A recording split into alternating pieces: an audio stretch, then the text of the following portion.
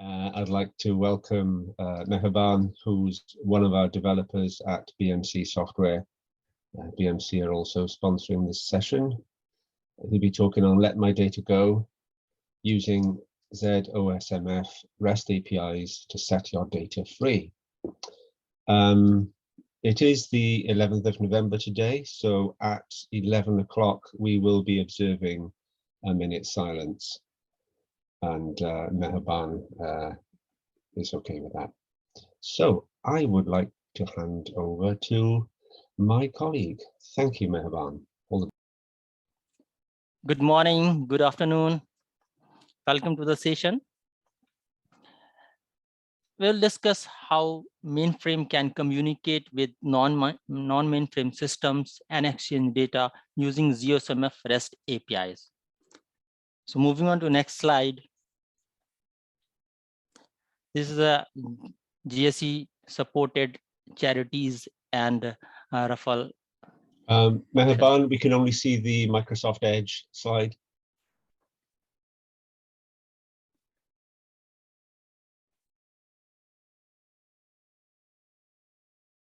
Okay, let me correct that.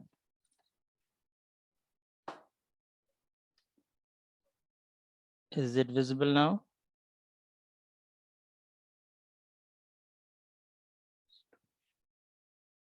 No, we're just seeing your camera. Okay, I will restart sharing.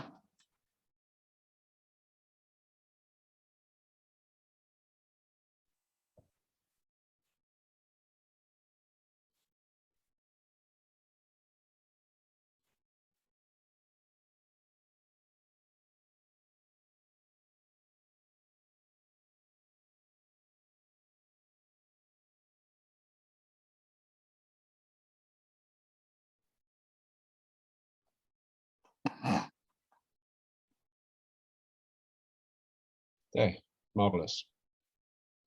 Thank you. All right, sorry for that. So as I said, that we will discuss that how mainframe can communicate with non-mainframe systems and exchange data using zosmf REST APIs. So I will move on to next slide. These are the GSE supported charities and the referral opportunity. Moving on to agenda. We'll start with the introduction of zosmf REST APIs. After that, a closer look into zosmf REST API. Then objective and quick demo. Then we'll discuss sample code for zosmf REST API in Java language. Next topic will be important consideration for other zosmf REST APIs, and then demo. Moving on to next slide. REST APIs are provided by IBM to invoke zosmf. Any HTTP client running on Zeus local system or any other remote system like Linux or Windows server can communicate with mainframe using zosmf. These APIs are platform and language independent. Client issues requests in the form of request message format. Server response is always in JSON format, JavaScript object notation format. There are 14 zosmf interfaces for services like datasets and jobs, etc.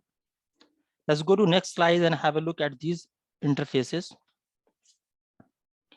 Dataset REST APIs. These APIs deals with datasets on the Zeus system or Unix file system on ZOS, like creation of a dataset, PDS, PS, or member,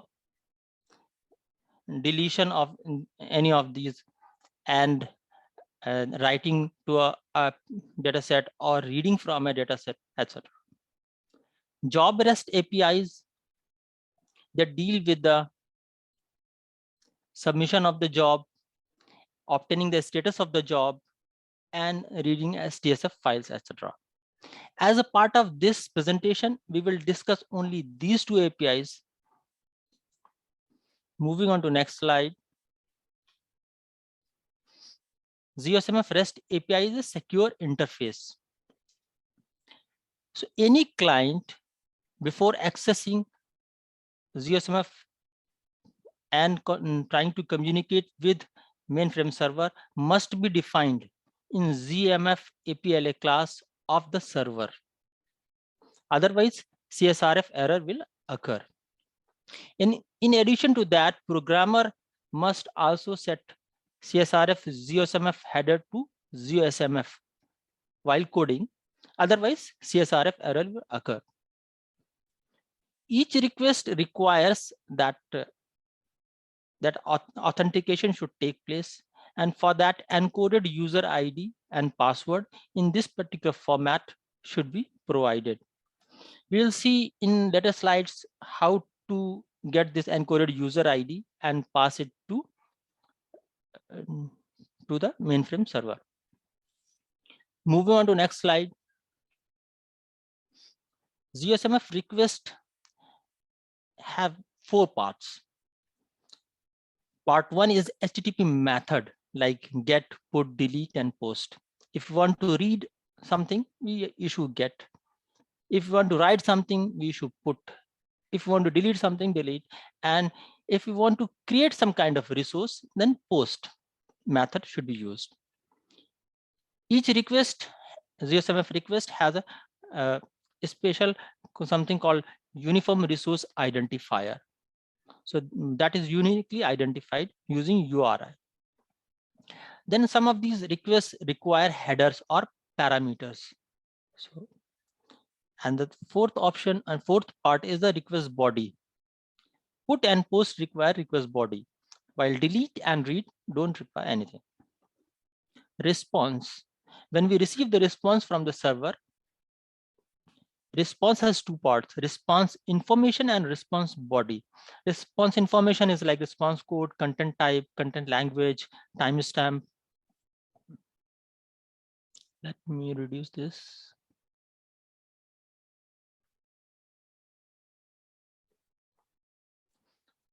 And response body is actual content written by the server in JSON format.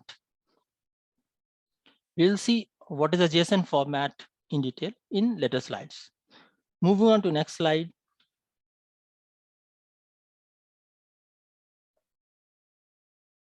I'm having, okay, sorry. So here, we will discuss a ZSMF request that list all the data sets on a system. So here there is a get method and then this URI. This URI contains a filter criteria and this is start DSN name. Filter criteria is basically the data set name pattern. For example, A.B.C or A.B.C percentage, etc. Optionally, a volume serial can be given. If volume serial is given, then all the data set of that particular volume are listed. Data set name pattern can have wild characters like percentage, star, or star star. Percentage is 1 character, wild character. Star is for any number of characters, and star star is for any number of characters in any number of qualifiers. Programmer, while coding, should represent percentage sign by percentage 25 and pound sign by percentage 23. As I said, volume serial specifies volume to get the list of all the data set in the volume. Ampersand start and then a particular DS name can be given. In that case, the response will not start from the first data set, rather it will start from the data set which has been given in the start option. Moving on to next slide. For list data set, these are the headers which are required. One is X IBM max items. Here we can give any number like 10, 20, 30, 40. That means if we mention 10, then the first 10 data sets will be listed in the response. If we mention 0, that means all the data set eligible or qualified for that particular filter will be listed. If we omit or incorrectly code it, in that case, only first 1000 data sets will be listed. Another attribute is, or parameter is, XIBM attribute, where we supply the DS name. DS name is by default. If you don't mention anything, it will be default DS name. If you mention volume serial number, in that case, all the data set of that particular volume will be listed. If you provide base, then basic attributes of that data set will be listed. Total works in conjunction with any number. For example, if we provide any number as a 10, and the total number of data sets available that qualify in our filter criteria are 50. So it will list the first 10, and it will also specify the total number of data sets eligible for this request are 50. So that is a use of total. Moving on to next slide. This is a response we get when we issue this request, get zosmf rest file ds level. Here the filter is bolmme.acm.f star. So it gets HTTP 200 OK. That means it was successful. There are options like no sniffing and no caching. It is related to security. So no sniffing and no caching is allowed. This is a timestamp when the request was issued. Transport security layer, it will check whether the request is from authenticated client or not. So max age is given in second here, that is equivalent to 1 year. So if a request is issued, then server will check for 1 year, up to 1 year, whether this request is authentic or not. This is the transaction ID written in the response of this request. There's a no cookies and no store. Set cookies LPTA token. LPTA token can be used in place of user ID and password, but the first request must have user ID and password. The subsequent request can use this LPTA token instead of user ID and password. So basically this is lightweight third-party authentication system. This is written by default. Content length in our case, this for this particular request is 211. Is a cross-site scripting protection is one, so that means that is enabled. Content language is English US, application is JSON, charset is UTF-8. Servlet version is 3.1 that we are using. Moving on to next slide. So this is the actual response body. Here what we get is a dataset name. There are 5 dataset names, and the next value is return rows. Number of rows returns are 5. JSON version is 1. DS name is a string data type in JSON, and return row is a numeric value, that is 5, and JSON version is also 1. But DSN name, if you see, that is kind of array. So basically this is JSON array. Array of strings which contains DS name 1, 2, 3, 4, and 5. We will discuss in later slides how to pass them, how to use them in later slides. So moving on to next slide. These are the response code we get when we issue zosmf requests. 1NN are usually 100 to 199 are informational, 200 to 299 they are successful. 3NN are redirection related errors. That means resource has moved to some other place. Its URI or link has changed. 400 to 499 are related to client errors, and 500 to 599 for the server related errors. Moving on to next slide. Some of the prominent response code here. 200, that means it was successful. 204, no content was found. For example, if we are trying to read from a file and it is blank, in that case it will return 204. It is successful but no data found. 400 is a bad request. there is some syntax error. 401 is user ID or password is incorrect.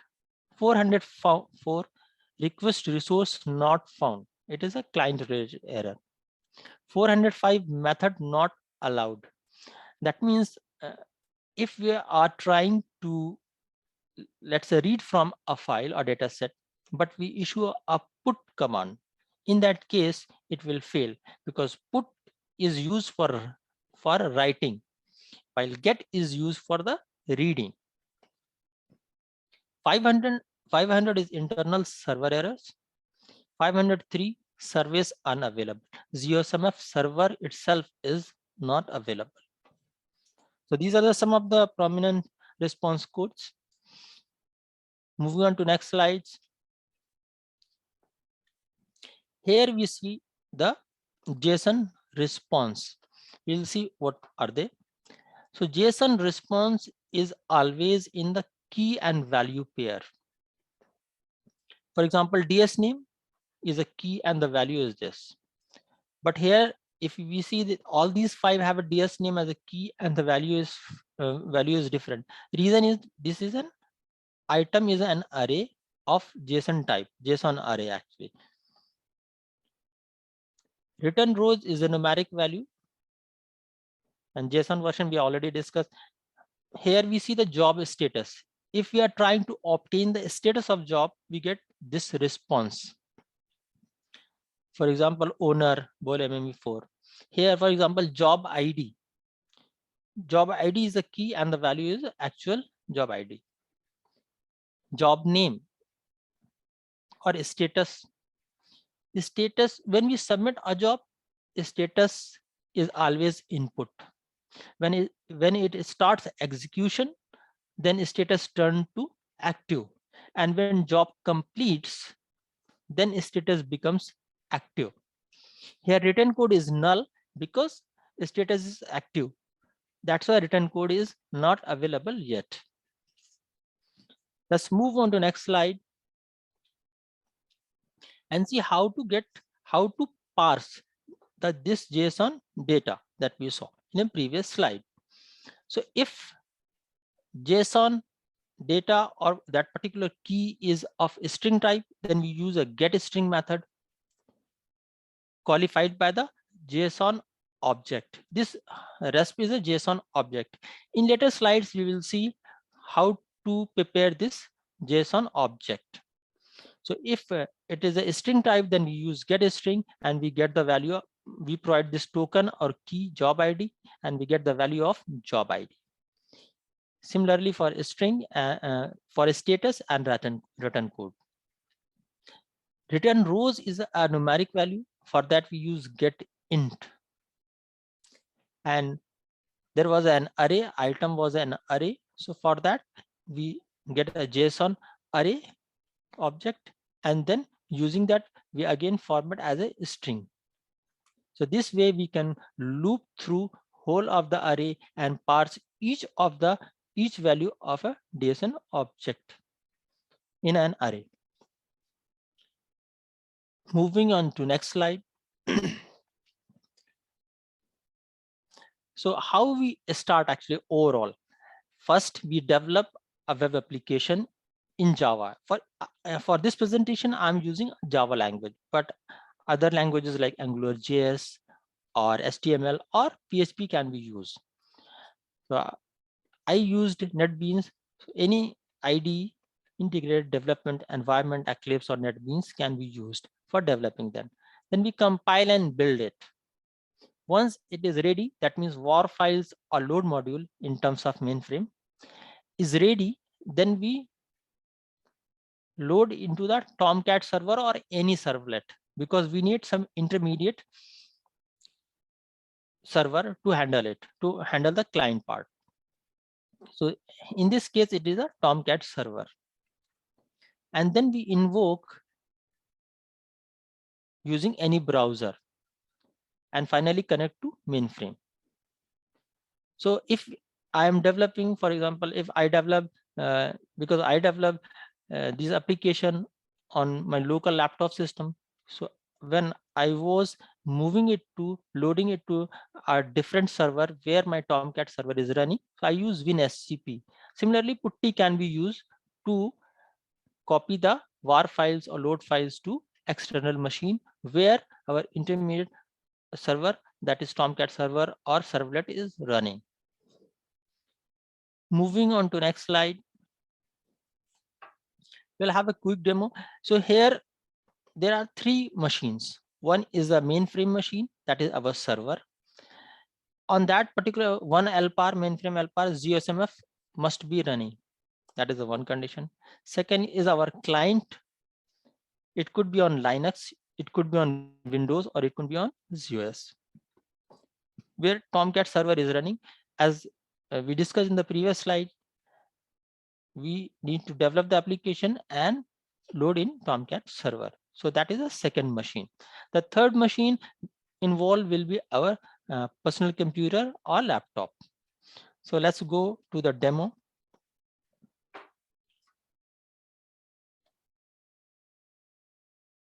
Here I take the IP address.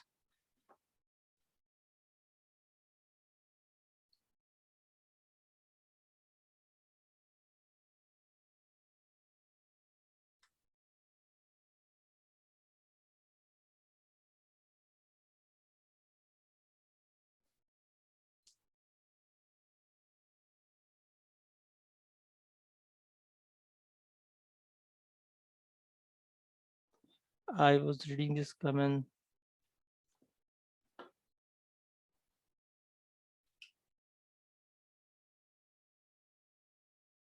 All right, I thought there are some questions.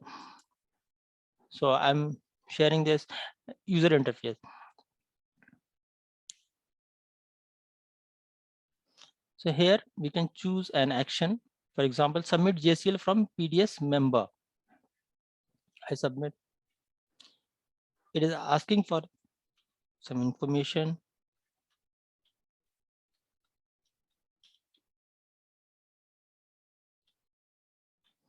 MVSDB to bmc.com is a LPAR or server to which I am trying to connect. 32208 is a ZOSMF server, ZOSMF port number. User ID is mainframe user ID.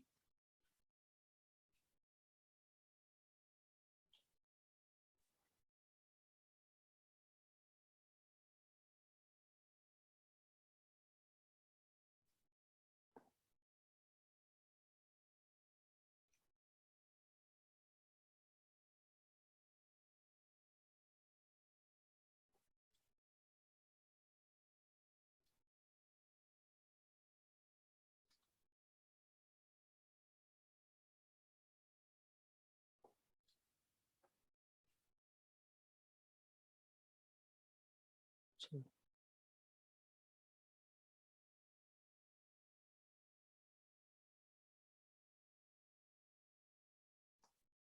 okay, so this is a mainframe server. This is a ZOSMF port number. This is a mainframe user ID, mainframe password, and this is a member residing on this PDS. So let's have a look at this. This is our DB2A. This is our mainframe server. Here, zcopy PDS, a member is residing, which has a JCL, simple JCL.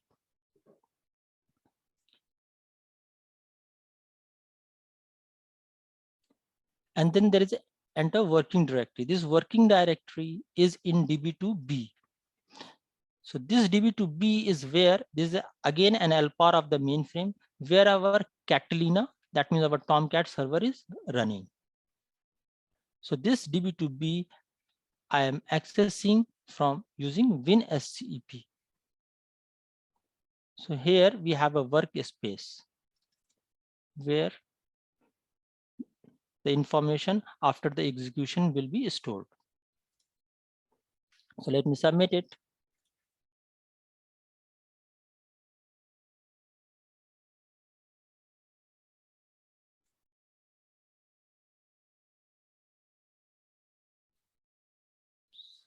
Running.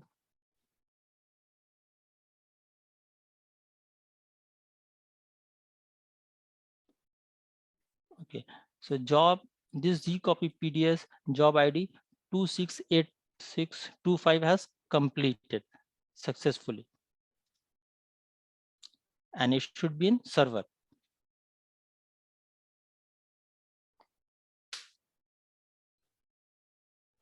So 268625. So this job has completed successfully. And another information available is job log output, which should be available in the machine where Tomcat server is running. So here we'll go in DB2B through WinSCP, and here we refresh it 268625.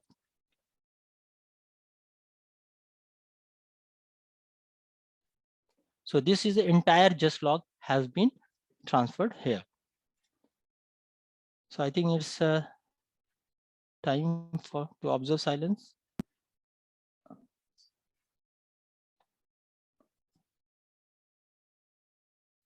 Marcus, do we have 1 more minute, right? Yeah, so it's 10:59. We'll stop for a minute at 11 o'clock to observe a minute's silence.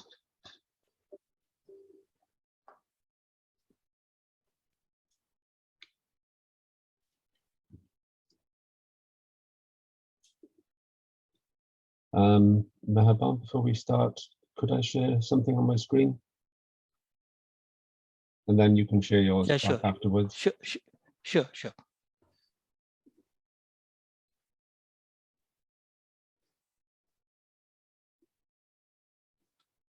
1, 2, 1.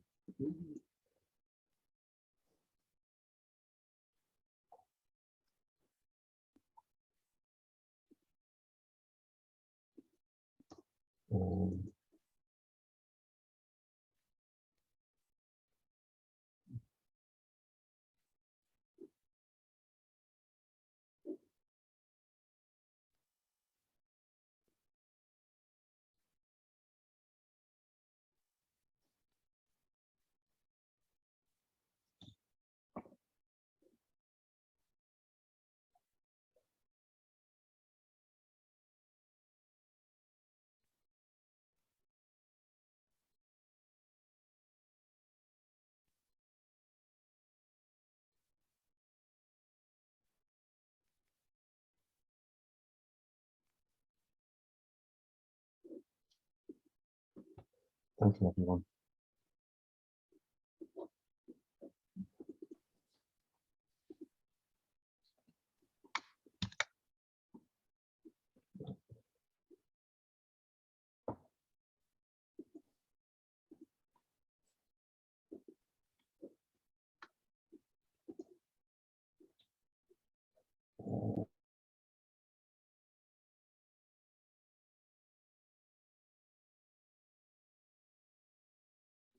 Okay, Mehaban, you can carry on.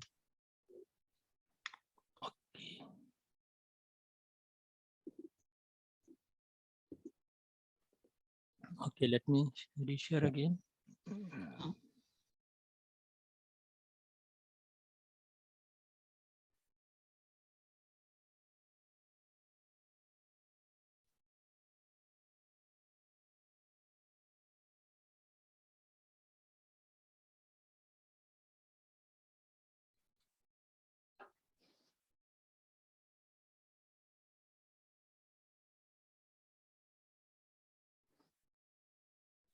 Okay, so that was our quick demo where we saw that there are three machines involved and how to invoke the web application and communicate with the mainframe server. Moving on to next slide.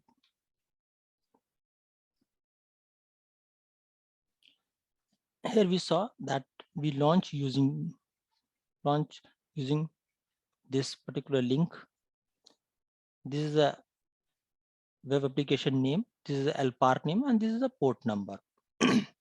When we click on this user interface, it calls a front-end program called zgold JSP, which in turn calls zgold reg controller, and then it calls another program called zgold zosmf, which has a function called getList dataset.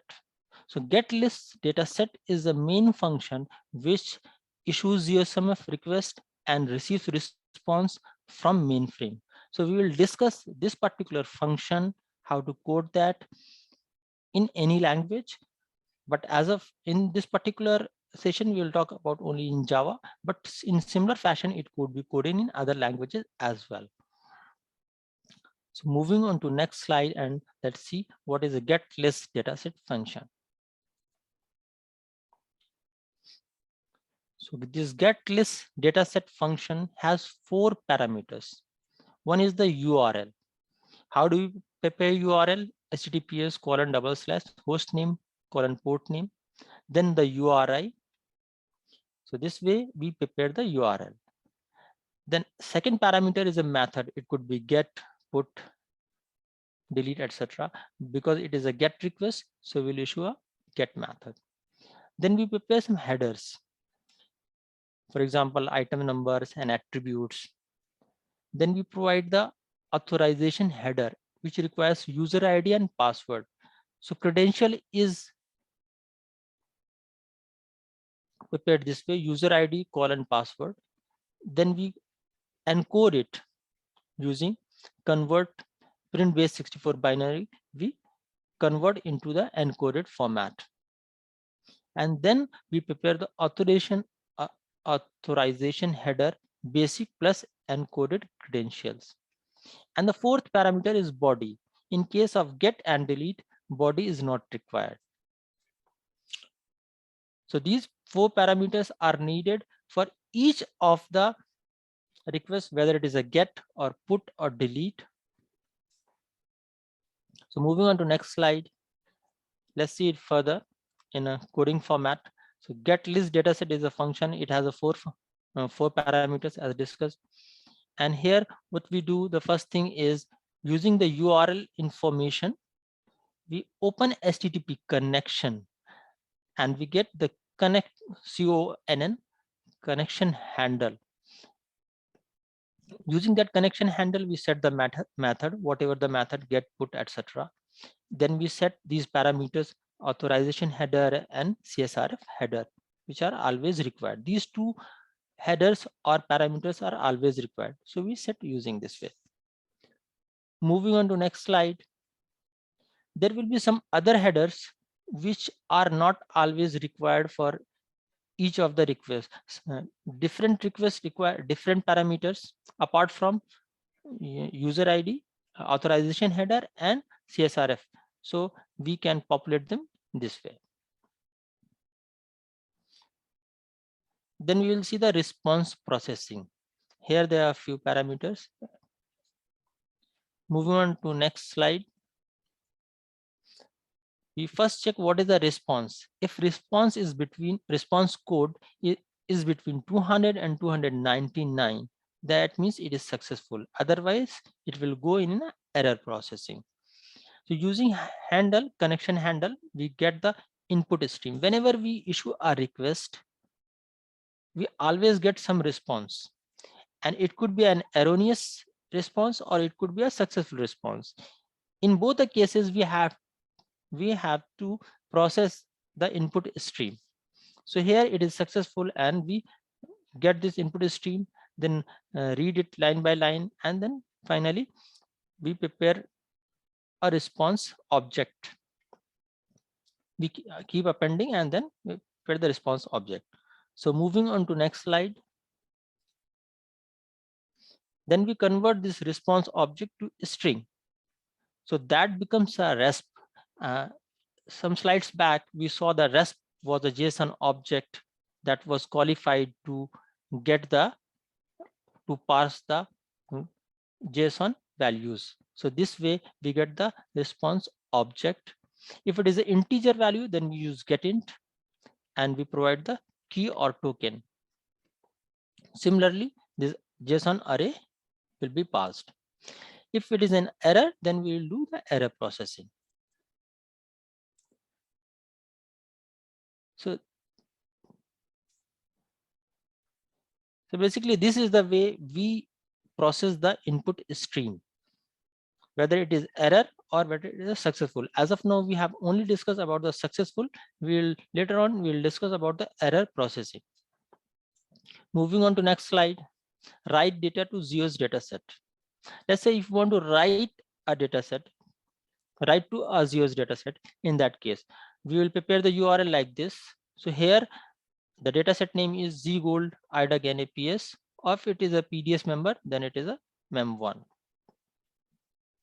Here important considerations are the parameters of header needed are content type, plain or text, and IBM data type text. These are required. If whenever we mention text, that means conversion will take place from abscedic to ASCII or ASCII to abscedic. Other options here could be binary, so it will transmit the data in binary format. The another option is record.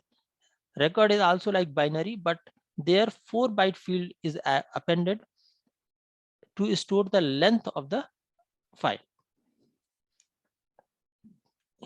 Migrate recall has two options like wait and no wait.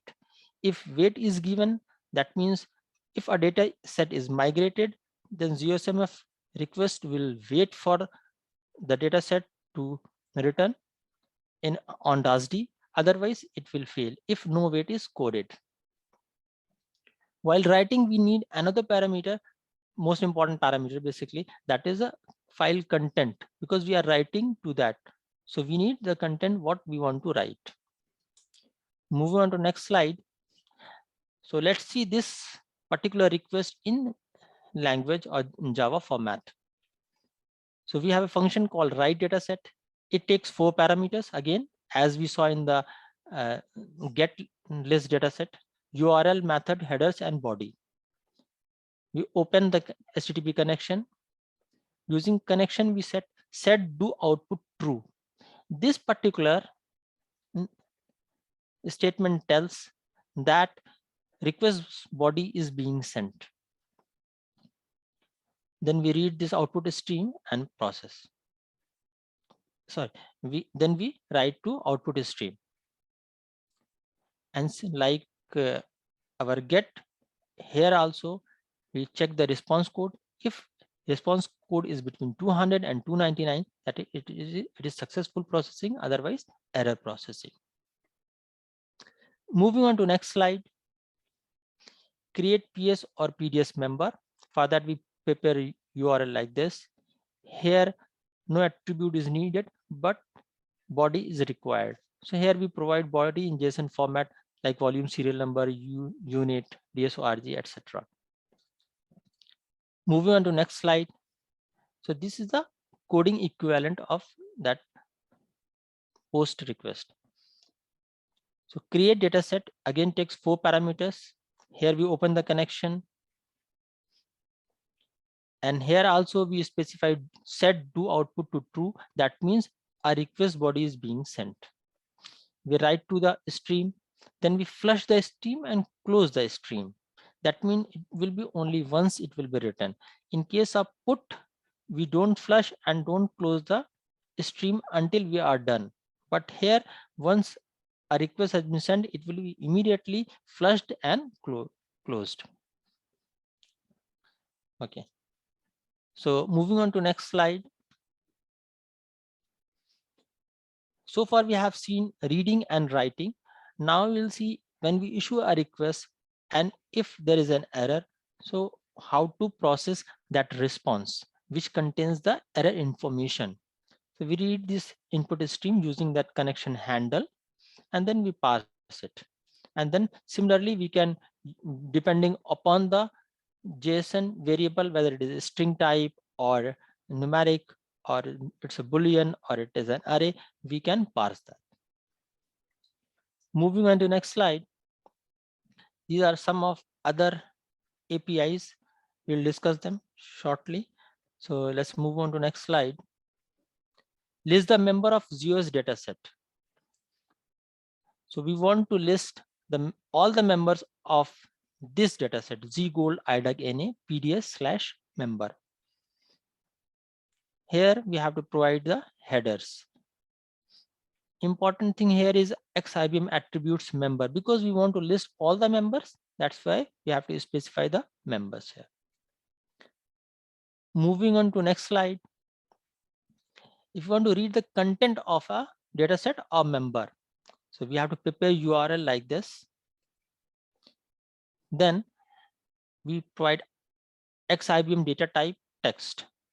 Again, because here conversion will be required, so we can mention the text.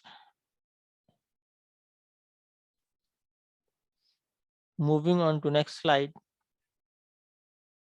Delete. We can prepare the URL. No headers, no request body is required. So simply we can issue this. It is a simple one. Moving on to next slide. Submit a job. We want to submit a job, and we want to submit a job from a mainframe PS or member. As we saw in the quick demo that I submitted a job from the mainframe PDS member. So we have to prepare URL like this, and then we need to provide the content type application/JSON, and internal reader class should be A. That is required. And as a body, here we provide the PDS member name that is required. Let's move on to next slide. Another option to submit the job could be that we submit a job from Windows or Linux file, which is residing on the Windows or Linux machine, not on the mainframes. For that, we have to provide internal reader class A, and the internal reader mode should be text, because in this case, conversion will take place from Windows to mainframe, Windows Linux to mainframe, or vice versa. So record format and logical record length are also required. In addition to that, string body will contain the JCL content. Now it doesn't require the file, rather it will require complete the content of the file as a string.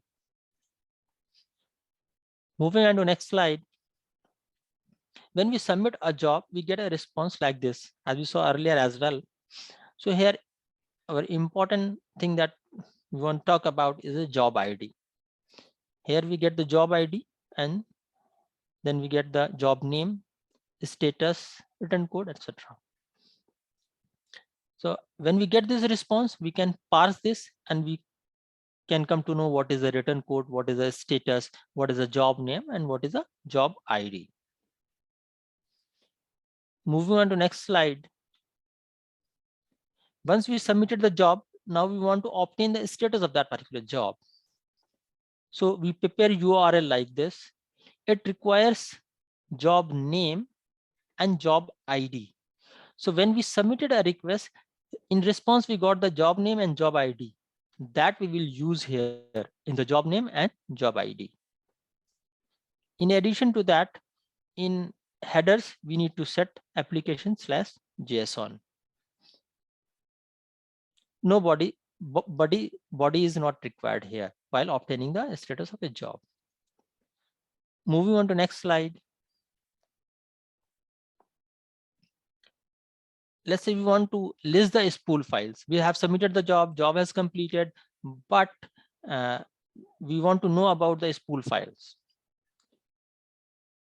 So here we prepare the URL. It requires job name, job ID again.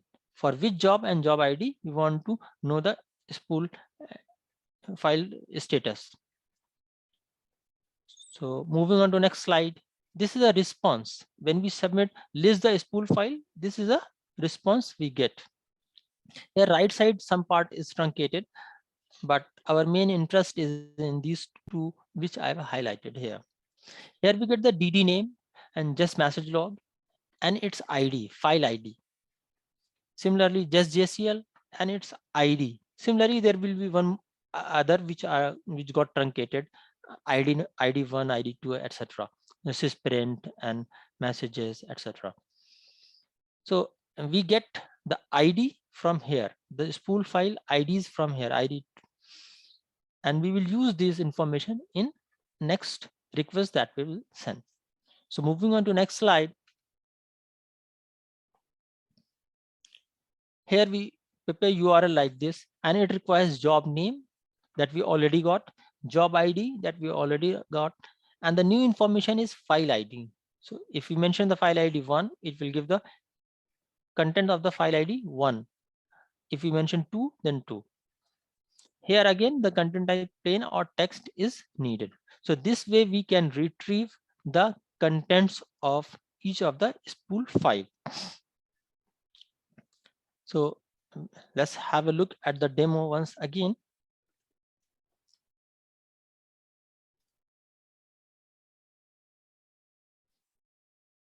Okay, I'll go to main menu, upload file to mainframe.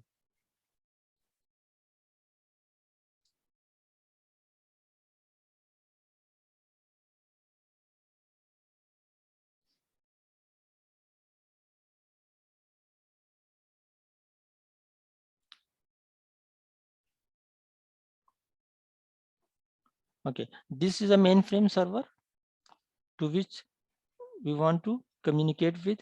This is a zosmf port number, as I said earlier. This is a mainframe user ID. We type the password. Then we have the source file.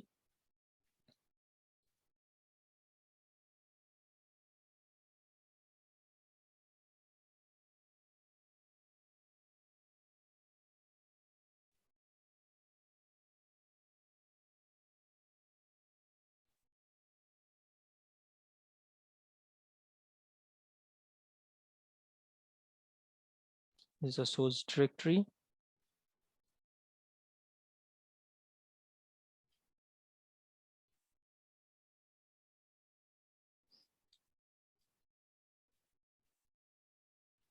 Let's give the same name.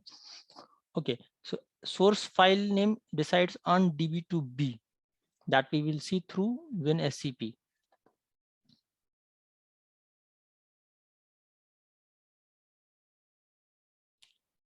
mme111a txt, that is 1 KB file. Okay, so this we will upload, and it is here in this particular directory of db2b where our client is running. This Catalina client is running, Tomcat server servlet, and we will upload this file as a member mme11a in this particular PDS of the mainframe server. So let's go to the server.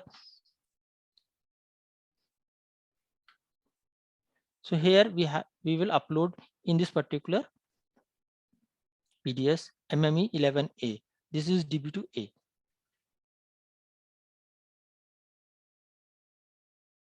So it has completed, and let's go back here on the server, refresh it. So we got 11b and it got some content here. Let's go back. Download file from mainframe.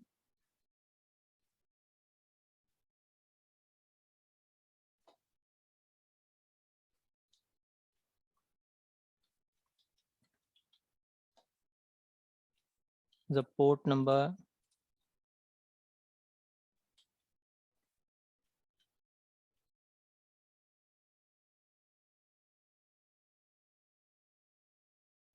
This is a mainframe server. So from here we will download 11b.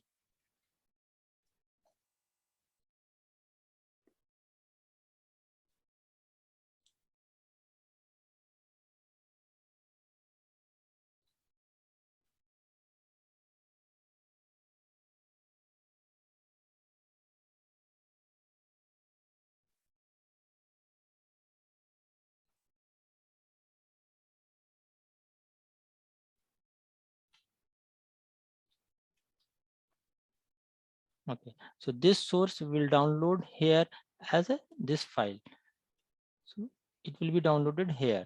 As of now, there is only these two members.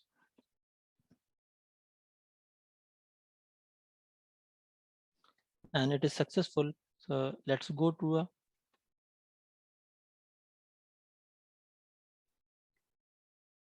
so this file has been downloaded 1 KB just now. Okay.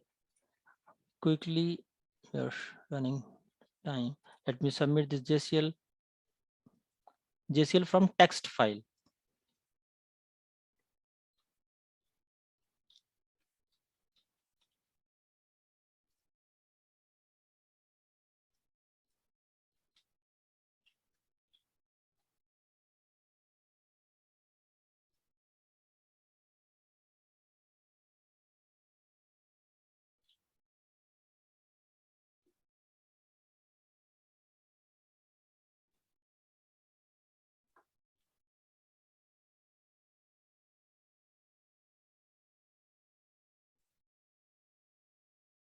Okay, so we are submitting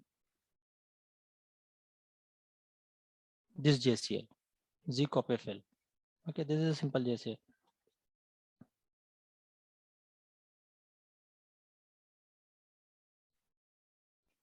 It's running, still running.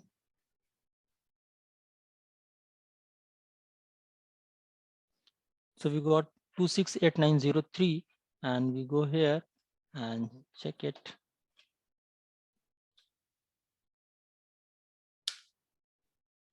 Z copy file 268903 has been submitted, and the content of that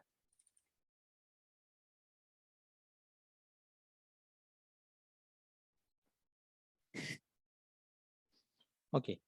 So let's go back to the presentation.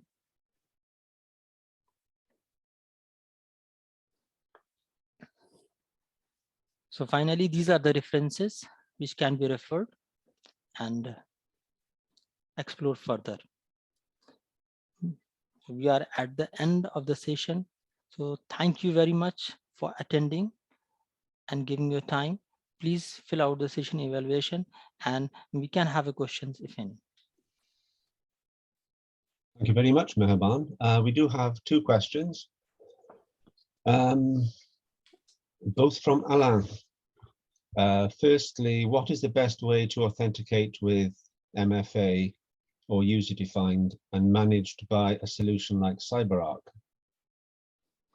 Okay, multi-factor authentication for the zosmf at the moment is actually not that easily available, and I'm trying to still explore that area. I'm not very sure about that.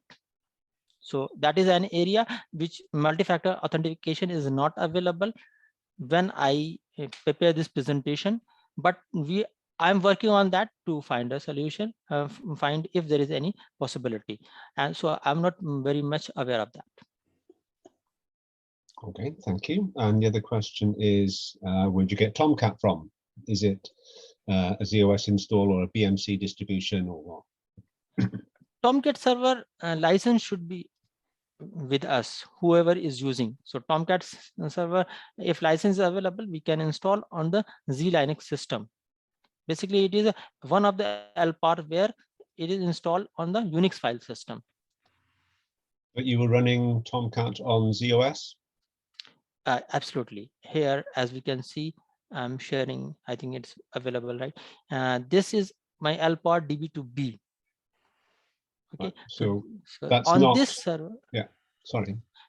So on that server, this Tomcat server is running, but this Tomcat server can be on any Windows machine or it could be on Linux machine. As I said, I deliberately use this option so that I wanted to show that in the mainframe Tomcat or servlet, this web application can run on the mainframe itself. Apart from the Windows and Linux, obviously that can run. Great, thanks. I think the what you could do is, if you're interested in Tomcat for ZOS, is to ask Sysprog to install it for you. But it's not a BMC installation. It's a standard Tomcat installation for ZOS. Great, thank you very much. Yeah, please don't forget to leave your feedback for Meherban. The session was 2BF, and we will see you soon. Thanks very much for attending. Thanks, Meherban. Thank you. Thanks.